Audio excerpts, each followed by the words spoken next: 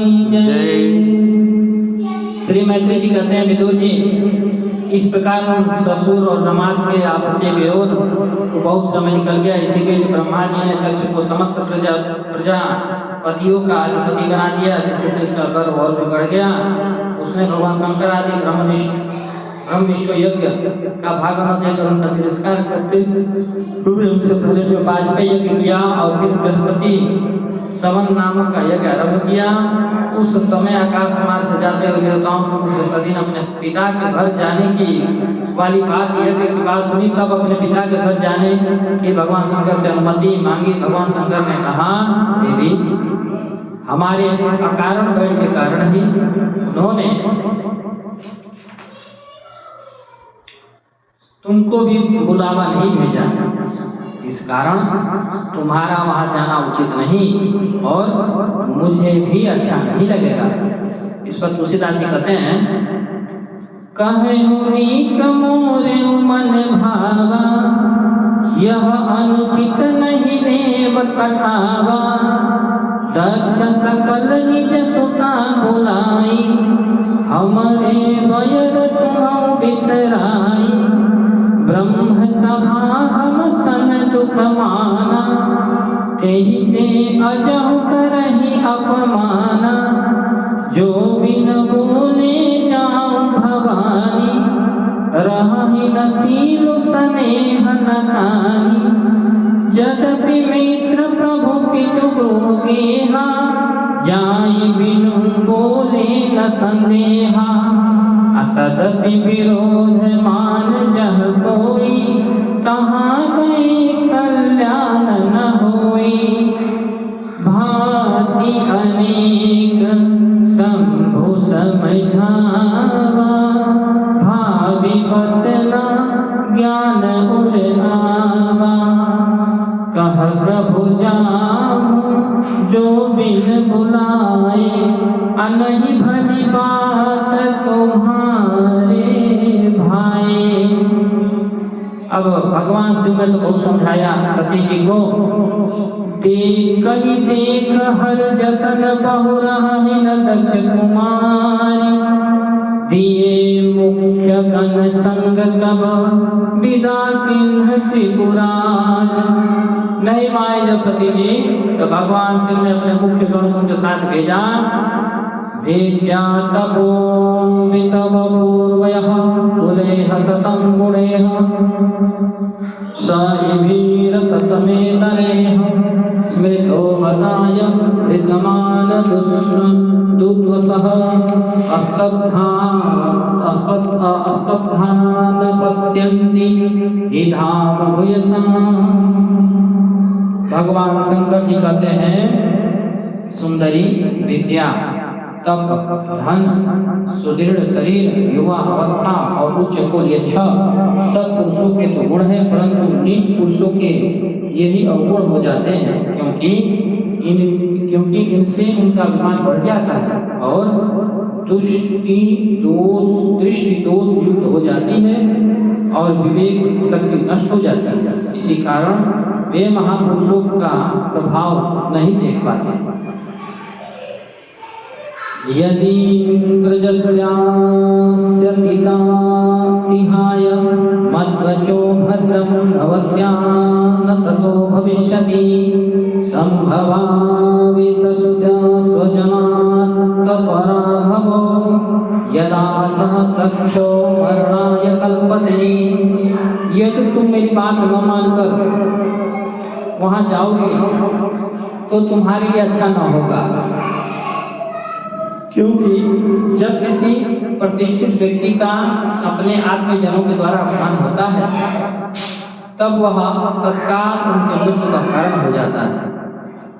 अगर अपने लोग न बुलाएं तो नहीं जाना चाहिए। क्यों? क्योंकि अगर अपने लोग जब अपमान करते हैं तो फिर मरने के अलावा दूसरा कोई उपाय नहीं रह जाता है। अपने लोग मतलब अपनी पत्नी, अपना भाई, अपना परिवार, अपना कुटुंब, है ना। तो इसलिए भगवान शिव ने बार बार माता सती को मना किया कि पिता के गृह न जाओ। फिर क्या बोलते हैं आगे गोस्वामी तुलसीदास जी महाराज कहते हैं, पिता भवन जब गई भवानी, दक्ष दास काहू न सन्मानी। सादर भल ही मिलहि एक माता, भगनि मिली बहुत मुस्काता।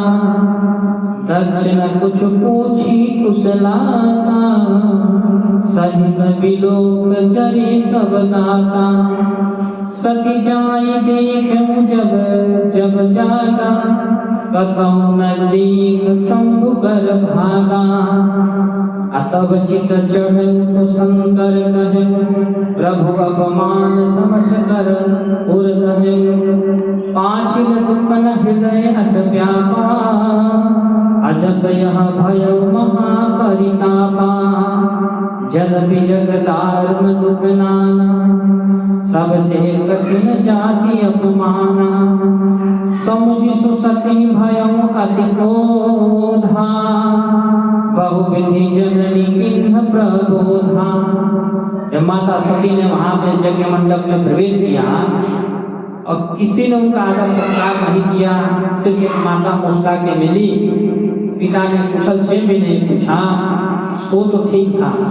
लेकिन जब मां सती ने देखा कि भगवान शिव का उस यज्ञ में कहीं भी उनका भाग नहीं है और सब देवताओं का भाग रखा गया है, पर भगवान शिव का ना आसन है और ना उनके नाम का कोई स्वाहा और स्वधा ही है, तो मां सती बहुत दुख हुआ, बहुत परिताप हुआ और उन्होंने दुख इतना बढ़ा और भगवान शिव के मना करने पर भी जब न मानी थी वह बात याद आई, तो माता सती ने उसी अग्निकुंड में कूद के अपना शरीर भस्म कर लिया।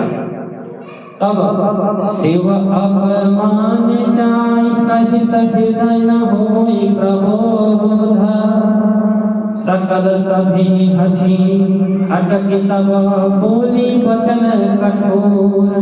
शिव का ऐसा अपमान देख करके माता सती एकदम आग बबूला हो गई।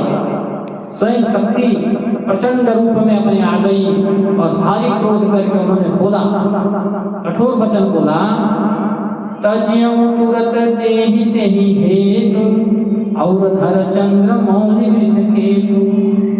माता ने कहा कि यह मैं देह तुरंत त्याग दूं जो हमारे चंद्रमौली वृष केतु भगवान शिव का अपमान में देखा सुना, इन कानों से अपमान सुना, इन आंखों से देखा, इसलिए देह को मैं तजूंगी। अस कहीं जोग अग्नि तन जारा, भयं सकल महाहाहाकारा। यह कह करके माता ने योग अग्नि को प्रकट करके शरीर को भस्म किया और उसी मंडली में हाहाकार मच गया। देवी सती का यज्ञ मंडप में अनादर हुआ तथा उन्होंने देखा कि यज्ञ में भगवान शंकर का कोई भाग नहीं दिया गया।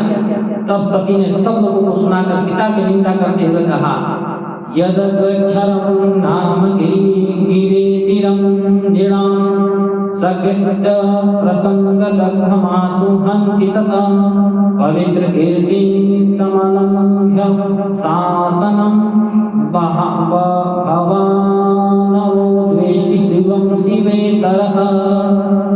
नेतेन देहनं हरिकृतं सो, देहो भदवे नादमदं कुञ्जन्मा। ये क्रीडा मम भूकुञ्जना प्रसंगता, तज्जन्माधिगयोत्तमात्मं बद्धकृतं। सती ने कहा, पिताजी, जिनका शिव इन यह दो अक्षर नाम और प्रसंग बस एक बार मुंह से निकल जाने पर मनुष्य के समस्त पापों का तत्काल नाश हो जाता है और जिनकी आज्ञा का कोई भी उल्लंघन नहीं कर सकता, अहो उन्हीं पवित्र कीर्ति मंगलमय भगवान शंकर से आप द्वेष करते हैं। अवश्य ही आप अमंगल रूप हैं, आप भगवान शंकर का अपराध करने वाले, अतः आपके शरीर से उत्पन्न इस निंदनीय देह को रखकर मुझे क्या करना है। आप जैसे दुर्जन से संबंध होने के कारण मुझे लज्जा आती है। जो महापुरुषों का अपराध करता है उससे होने वाले जन्म को भी धिक्कार है। इस प्रकार कहकर देवी सती मौन होकर उत्तर दिशा में भूमि पर बैठ गई। उन्होंने आचमन कर पीला वस्त्र ओढ़ लिया तथा आंखें मूंद कर शरीर को छोड़ने के लिए योग मार्ग में स्थित हो गई। उन्होंने अपने संपूर्ण अंगों में वायु और अग्नि की धारणा की और उनका शरीर तुरंत ही योगाग्नि से जल उठा। उसी समय शिव जी के पार्षदों ने सती का यह अद्भुत प्राण त्याग देख अस्त्र शस्त्र लेकर मार्ग में खड़े हो गए। दक्ष की ओर उनका बढ़ता हुआ वेग लेकर भृगु जी के यज्ञ में विघ्न डालने वालों का नाश करने के लिए अपहंत रक्ष आदि मंत्रों का उच्चारण करते हुए दक्षराग्नि में आहुति दी।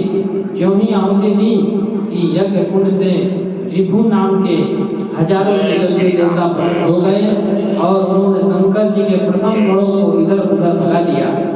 बोलिए शंकर भगवान की जय। बोलिए